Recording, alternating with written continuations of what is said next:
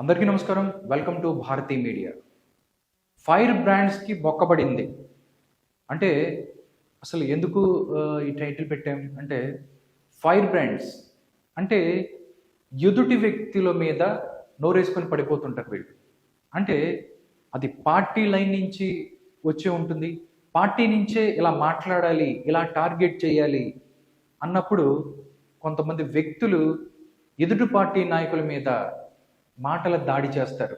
వాళ్ళని fire brands అంటాం. మనం చూసినట్లయితే ఇక్కడ ముగ్గురు ఉన్నారు ఫైర్ బ్రాండ్స్. ఒకళ్ళు కొడాలి నాని గారు, రెండు రోజా గారు, నెక్స్ట్ వల్లభనేని వంశీ గారు. ఈ ముగ్గురు ఫైర్ బ్రాండ్స్ ఎవరైతే ఉన్నారో వీళ్ళు ఒక్కసారి మాట్లాడటం మొదలైతే ఎదుటి వాళ్ళని ఎంతవరకు మాట్లాడగలుగుతారంటే వాళ్ళ క్యారెక్టర్ అసాసినేట్ చేయటం కావచ్చు, వాళ్ళని మానసికంగా దెబ్బతీయటం కావచ్చు, వాళ్ళు ఏదైతే చేస్తున్నారో ఆ కార్యక్రమాలని లోతుగా వెళ్ళి వాళ్ళని విమర్శించటం, మాటల దాడి చేయటంలో వీళ్ళు సిద్ధహస్తులు. అలాగే వైసీపీ వాళ్ళని అలా తయారు చేసింది. వైసీపీ ఏదైతే మనం చూసుకున్నట్లయితే రాజకీయ పార్టీలు కులాల వారీగా మారిపోయాయి, కులాల లెక్క మారిపోయాయి. అంటే తెలుగుదేశం పార్టీ అనగానే కమ్మ సామాజిక వర్గం వాళ్ళకి అండగా ఉంటుంది. చంద్రబాబు నాయుడు అవ్వచ్చు, లోకేష్ని టార్గెట్ చేయడానికి కమ్మ సామాజిక వర్గానికి చెందిన కొడాలి నాని అండ్ వల్లభనేని వంశీని వాళ్ళు ప్రయోగిస్తూ ఉంటుంది వైసీపీ. దాని తర్వాత పవన్ కళ్యాణ్ని టార్గెట్ చేయాలంటే పవన్ కళ్యాణ్ జనసేన పార్టీ అధ్యక్షులుగా ఉన్నారు. దాంతోపాటు ఆయన సినీ నేపథ్యం ఉంది కాబట్టి సినిమాలకు సంబంధించిన మినిస్టర్, సినిమాలకు సంబంధించి ఆయన ఉన్నారు కాబట్టి రోజా గారిని ఆయన మీదకి మాట్లాడటానికి వైసీపీ ప్రయోగిస్తూ ఉంటుంది.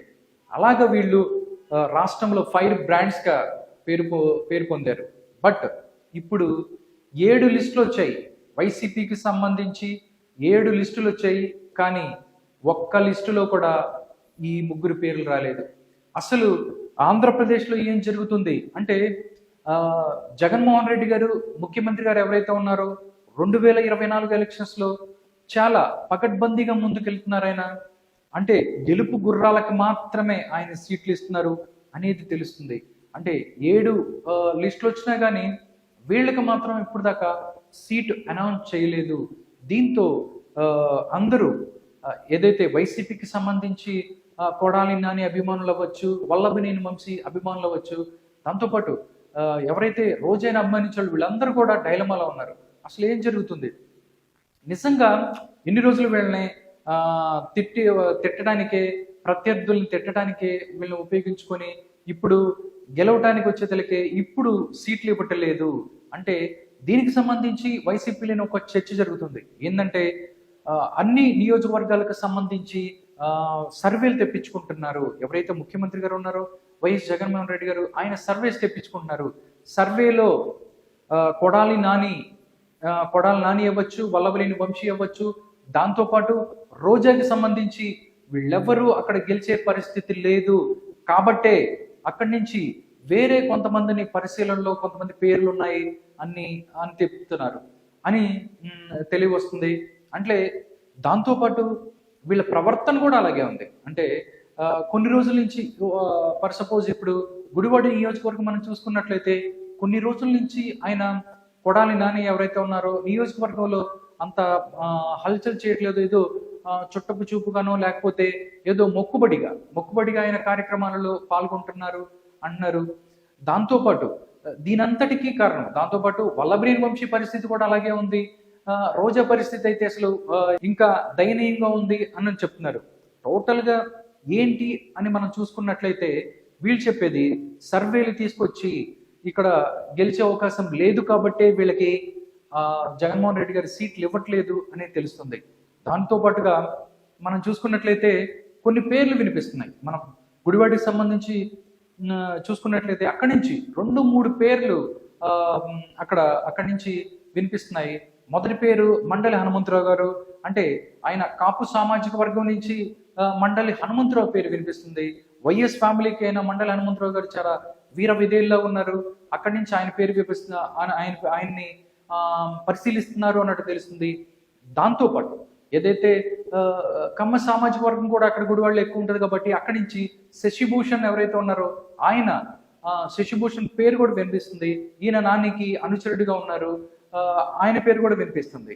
దాంతోపాటు యాదవ సామాజిక వర్గానికి చెందిన మరుగుమాల కాశీ అనే వ్యక్తిని కూడా ఆయన యొక్క అభ్యర్థిత్వాన్ని కూడా గుడివాడి నుంచి పరిశీలిస్తున్నారు అన్నట్టు తెలుస్తుంది. ఇక్కడ చూసుకున్నట్టు 3 పేర్లు వచ్చాయి. అంటే ఇప్పుడు దాకా 7 లిస్టుల్లోనూ వీళ్ళ పేర్లు రాలేదు, అక్కడ చూస్తే వేరే పేర్లు బయటకు వస్తున్నాయి. దీంతో అలజడి మొదలైంది. అసలు నిజంగా ఫైర్ బ్రాండ్స్ లాగా ఎవరైతే ఉన్నారో వీళ్ళకి టికెట్లు లేవంటే మిగతా వాళ్ళ పరిస్థితి ఏంటి అన్న విధంగా ఆలోచిస్తున్నారు కొంతమంది అభిమానులు. వీళ్ళ అభిమానులు అయితే వీళ్ళని ఇప్పుడు దాకా చంద్రబాబు నాయుడిని, కొడాల నాని అండ్ వల్లభనేని వంశీ, చంద్రబాబు నాయుడిని, దాంతోపాటు లోకేష్ని వాళ్ళని ఘోరంగా విమర్శించారు, అనరాని మాటలతో వీళ్ళిద్దరిని టార్గెట్ చేశారు. అయినా కానీ అంటే ప్రభుత్వానికి లేదా జగన్మోహన్ రెడ్డికి అండగా నిలబడ్డారు వీళ్ళు దీనికి సంబంధించి. బట్ వీళ్ళను కూడా కాదని వీళ్ళకు కూడా అంటే వీర విధేయులకు కూడా అక్కడ సీట్లు లేవు, ఎందుకంటే గెలుపు గుర్రాలను మాత్రమే పరిశీలిస్తున్నారు అన్నట్టు తెలుస్తుంది. దీంతో క్యాడర్ ఏదైతే ఉన్నారో వైసీపీకి సంబంధించి కొడాలి నానికి సంబంధించిన క్యాడర్ కొంచెం అక్కడ నిరుత్సాహంగా ఉంది అన్నట్టు తెలుస్తుంది. దాంతోపాటు మనం చూసుకున్నట్లయితే గన్నవరం పరిస్థితిలో కూడా గన్నవరంలో కూడా వల్లభనేని వంశీ అక్కడ టికెట్ లేదు అన్నట్లు తెలుస్తుంది. వల్లభనేని వంశీ అంతకుముందు తెలుగుదేశం పార్టీలో ఉన్నారు. తెలుగుదేశం పార్టీలో గెలిచిన తర్వాత వైసీపీ గవర్నమెంట్ వచ్చిన తర్వాత ఆయన వైసీపీలో జాయిన్ అయ్యారు. వైసీపీలో జాయిన్ అయిన తర్వాత నుంచి ఆయన సీఎం గారితో సఖ్యంగానే ఉంటున్నారు. కానీ ఇప్పుడు చూసుకున్నట్లయితే అక్కడ యార్లగడ్డ వెంకట్రావుకి అక్కడ ఎడ్జ్ ఉంది, ఆయన గెలిచే అవకాశం ఉందని రిపోర్ట్స్ వచ్చాయి. అందుకే వల్లభనేని వంశీకి అక్కడి నుంచి సీటు ఇచ్చేది లేదు అని అధిష్టానం భావిస్తుంది అన్నట్టు తెలుస్తుంది. దీనికి సంబంధించి ముద్రపోయిన వెంకటేశ్వరరావు ఎవరైతే ఉన్నారో నూజివీడ్కి సంబంధించిన వ్యక్తి, ఆయన తీసుకొచ్చి గన్నవరంలో పోటీ చేస్తున్నారు, వైసీపీ అలా ఆలోచిస్తుంది అన్నట్లు చెప్తున్నారు. ఇంకా రోజా పరిస్థితి మనం ఇప్పుడు దాకా ఎవరైతే పెద్దిరెడ్డి రామచంద్రారెడ్డి ఎవరైతే ఉన్నారో రోజాకి ప్రజల్లో అంత ఆదరణ లేదు. దానికి సంబంధించి రోజా అక్కడ ఏదైతే నగరి నుంచి ఆవిడ ఇస్తే గెలిచే అవకాశం లేదు అన్నట్టు పెద్దిరెడ్డి రామచంద్రారెడ్డి ఆమెను అక్కడి నుంచి బయటికి పంపించేయాలి అన్నట్లుగా కూడా వైసీపీ నుంచి వాళ్ళ యొక్క దాని నుంచి సోర్స్ ద్వారా మనకు వార్తలు వస్తున్నాయి. అంటే నగరి వదిలిపెట్టేసి దాని తర్వాత మనకు ఇంకొకటి కూడా జరిగింది. ఒంగోలు నుంచి ఆవిడ ఎంపీ అభ్యర్థిగా పోటీ చేయబోతున్నారు అన్నట్టుగా కూడా తెలుస్తుంది. నిజంగా చూసుకున్నట్లయితే ఇది ఒక ప్యాథటిక్ సిచ్యువేషన్ అనుకోవచ్చు. ఎందుకంటే వైసీపీ కోసం జగన్మోహన్ రెడ్డి గారి కోసం పాటుపడ్డ వీళ్ళు ముగ్గురు ఎవరైతే మాట్లాడిన వీళ్ళు ముగ్గురు అంటే ప్రత్యర్థుల్ని టార్గెట్ చేసిన ఈ ఫైర్ బ్రాండ్స్ ఇప్పుడు వాళ్ళు ఎటు తేల్చుకోలేని పరిస్థితి ఉంది. వాళ్ళ టికెట్లే అయోమయంలో పడ్డాయి. వాళ్ళు ఎటు వెళ్తారు ఏంటి అనేది అగమ్య గోచరంగా ఉంది అన్నట్టు తెలుస్తుంది. నిజంగా మనం చూసినట్లయితే జగన్మోహన్ రెడ్డి గారు 2024 ఎలక్షన్ ని చాలా ప్రతిష్టాత్మకంగా తీసుకుని ఆయన ముందుకు వెళ్తున్నారు. అందుకే వీర విధేయులు అవ్వచ్చు, లేకపోతే ఎవరైనా అవ్వచ్చు, ఎవరిని టాలరేట్ చేసేది లేదు, గెలుపు గుర్రాలకు మాత్రమే టికెట్లు ఇస్తాను అన్నచందంగా ఆయన ముందుకెళ్తున్నారు. కానీ ఒకటే బ్యాడ్ సిచ్యువేషన్ ఏంటంటే 7 లిస్టులు వచ్చినాయి కానీ వీళ్ళు పేర్లు రాకపోవడం నిజంగా సంథింగ్ వైసీపీలో ఏదో జరుగుతుంది.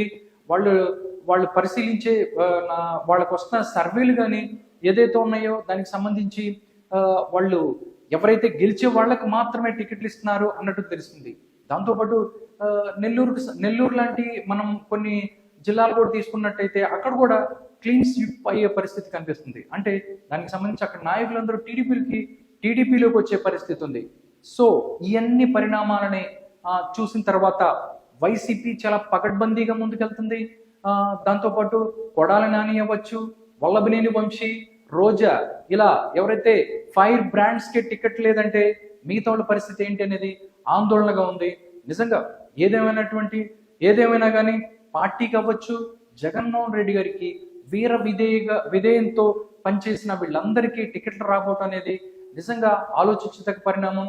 నిజంగా వైసీపీ ఏం ఆలోచిస్తుంది, తాడేపల్లి ప్యాలెస్లో ఈ నియోజకవర్గాలకు సంబంధించి వాళ్ళు ఏం మాట్లాడుతున్నారు, ఎలాంటి ఫీడ్బ్యాక్ తీసుకుంటున్నారు అనేది ప్రస్తుతానికి సస్పెన్స్ గానే ఉంది. ఏం ఏం తెలియని అయోమయ పరిస్థితిలోనే ఉంది. చూడాలి. దాంతోపాటు గన్నవరం అవ్వచ్చు, దాంతోపాటు గుడివాడ అవ్వచ్చు, నగరి, ఈ 3 నియోజకవర్గాలలో ఎవరు అభ్యర్థులుగా రాబోతున్నారు, వైసీపీ ఎవరిని అక్కడ సెలెక్ట్ చేయబోతుంది అనేది చాలా ఉత్కంఠగా ఉంది.